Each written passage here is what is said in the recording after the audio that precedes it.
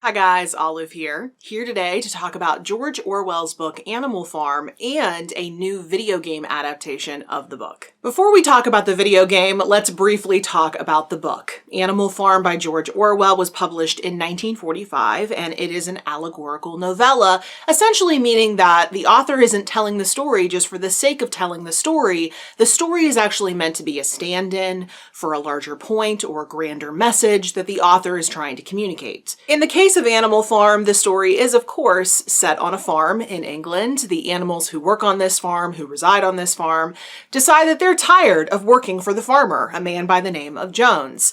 They feel exploited, they feel mistreated, so they rise up, they overthrow this farmer, and they begin to run the farm themselves. This works out well for a while. And then things begin to go south. The pigs on the farm start seizing more and more power, and slowly but surely the original spirit of the uprising is betrayed, with inequality becoming the law of the land once again. Orwell outright stated that Animal Farm was intended to be a critique of Stalinism, and anyone who knows even a little bit about Russian history will be able to see that the events of Animal Farm very closely mimic what happened in the lead up to the Russian Revolution and then what happened when the Bolsheviks eventually assumed power. In Animal Farm, the pig Napoleon is very much the Stalin stand-in, while Snowball is much more Trotsky-like. Boxer the horse represents the loyal, hard-working portion of the population committed to the cause, whereas the sheep are just kind of the general, unquestioning portion of the population,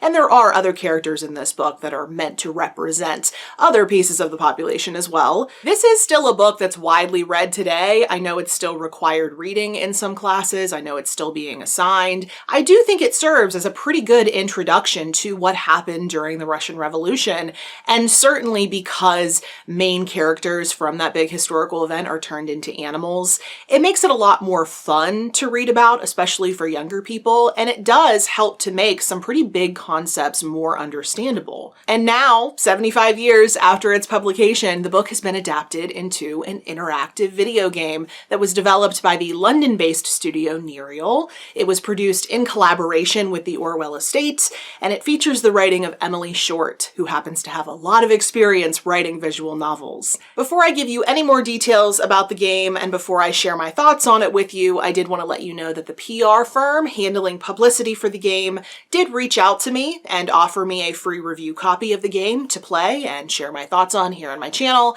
I'm very appreciative for that free review copy. But as always, my thoughts and my opinions are my own. They will not be influenced by the fact that I got something for free.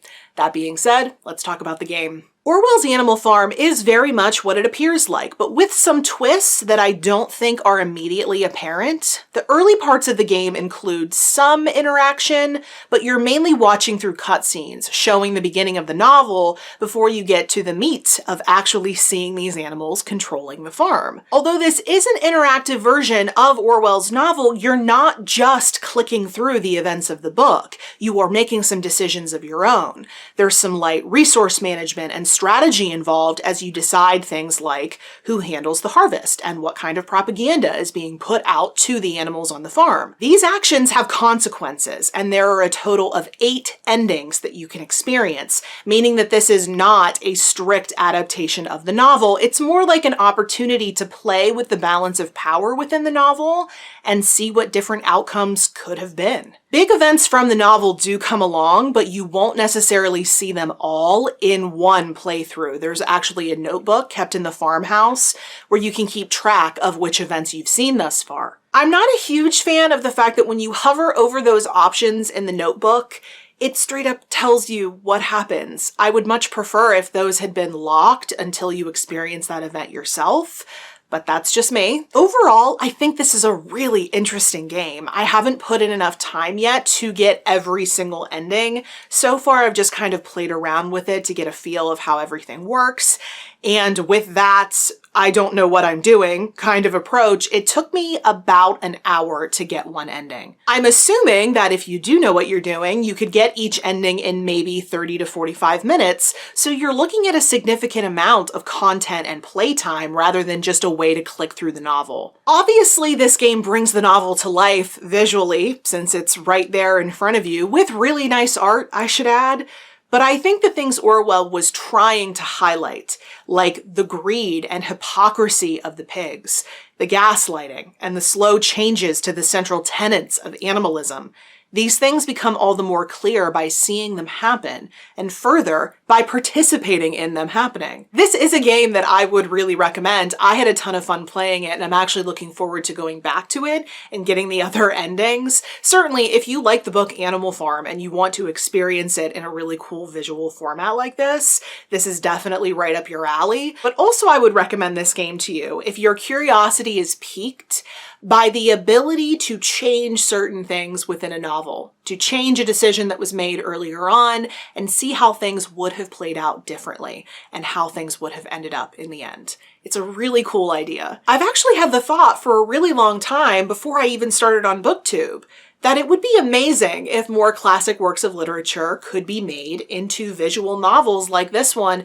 The only one I had heard of prior to this game was the Wishbone Odyssey game, where you're playing as Wishbone, as Odysseus, and you're playing through the events of the Odyssey. I don't know that I've heard of any others in this style. I think if more classics were adapted into video games, it could be, like Wishbone was to my generation, a great way to introduce the classics to younger audiences. And more than that, it would make them feel involved in the classics that they're reading. I also really like the idea of games like this one, like Orwell's Animal Farm, where you can make different choices than the author did. I think it's a really unique opportunity to highlight why an author would have made a specific narrative decision, because you can see how things would have gone had they not made that decision within the book. And even just forgetting about the young people for a second, I personally would love to have the ability to play inside of a Jane Austen novel. Even if a good writer could condense all 6 of her books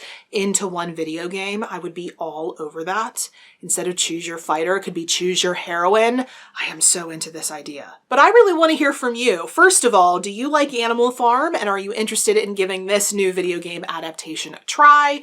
And also, have you heard of any other classic works of literature being adapted into video games? I would love to know what those are. But even if you haven't, I would love to know if you could adapt one classic work of literature into a video game, which would it be and why? All of that, or any other more general comments or questions you may have, can go in the comment section below. But if you would prefer to connect with me somewhere other than YouTube, I am on a variety of different places on social media, and the links to all of my profiles will be in the description box below. Thank you so much for watching. I hope you're having a wonderful day, and I will see you in the next video. Bye.